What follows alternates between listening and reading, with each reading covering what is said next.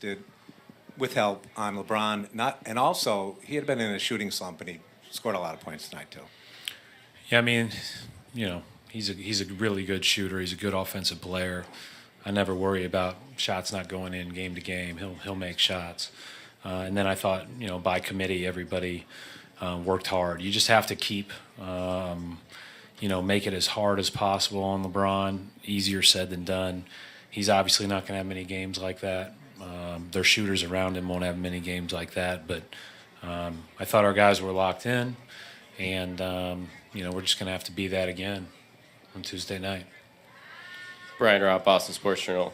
Hey, Brian. Brad, you guys seem to be very aggressive out of the gate, attacking the paint, particularly with Jalen and now in that first quarter. Was that the game plan going in? Was try just to attack them there? We always want to have paint threats that lead to layups, free throws, or threes, and sometimes we get those, sometimes we don't. But that's always what we'd like, whether it's off the drive, the post, rolls, transition, whatever it's off. We just want to constantly, in an ideal world, that's where we start on September 26th in our first meeting, saying, we want to attack the paint. So that doesn't really change night to night. I thought our guys played with a good aggression tonight. Going to have to play better Tuesday. Hi, Brad. Rich Thompson, Boston Herald. Just how much did Al pack into those 25 minutes tonight?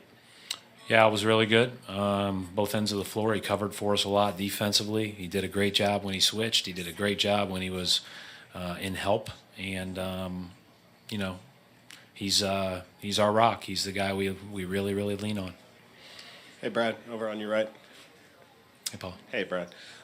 They'd sliced that lead down to, I think, 14 going into the fourth quarter. It looked like they had something going. You guys jumped on them early in that fourth, got to a 7-0 run. What do you say to that crew? I mean, I think that was like Smart and a bunch of those guys, not Horford. That's a defensive-minded crew. What was the message to them going in there?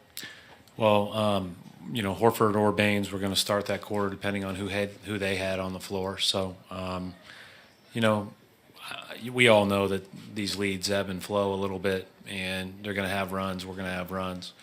So just stay the course, do what we need to do, play the way that we play best. The Morris rebound and dunk to start the fourth was a good way to set the tone for the quarter.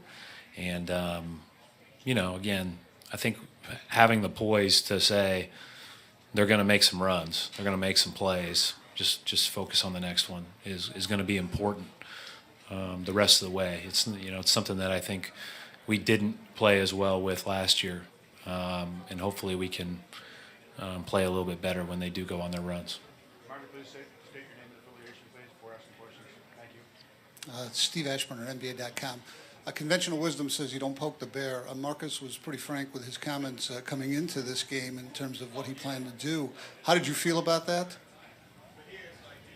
I mean, I don't even worry about. I don't pay attention to any of that stuff. I just pay attention to what happens on the court.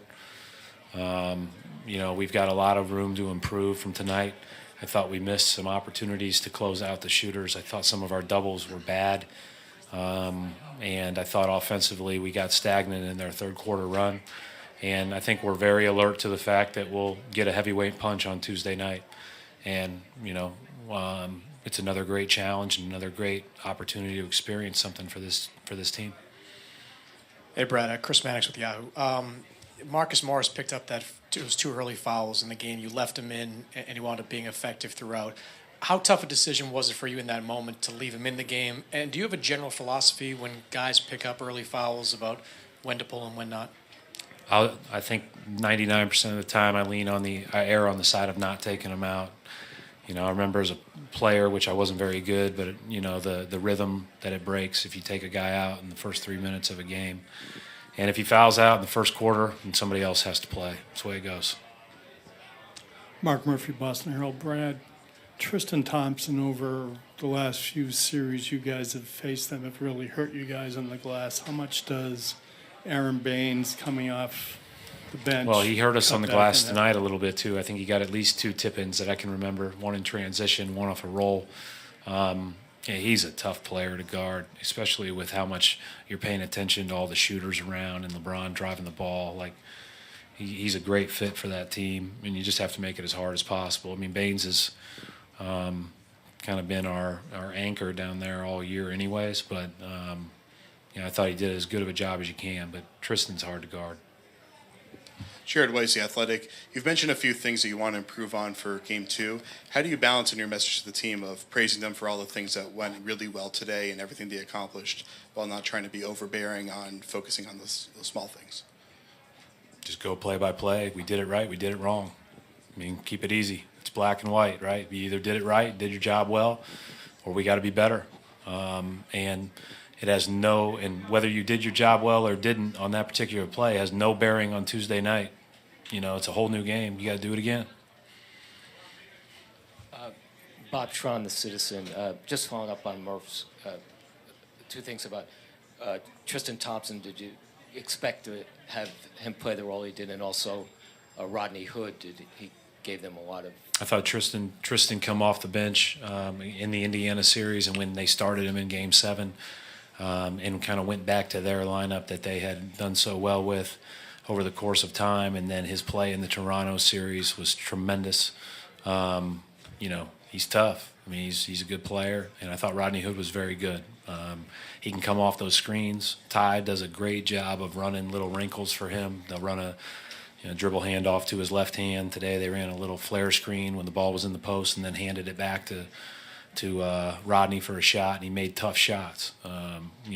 He's a good player. You don't average 17 in this league without being a good player. He's a good player.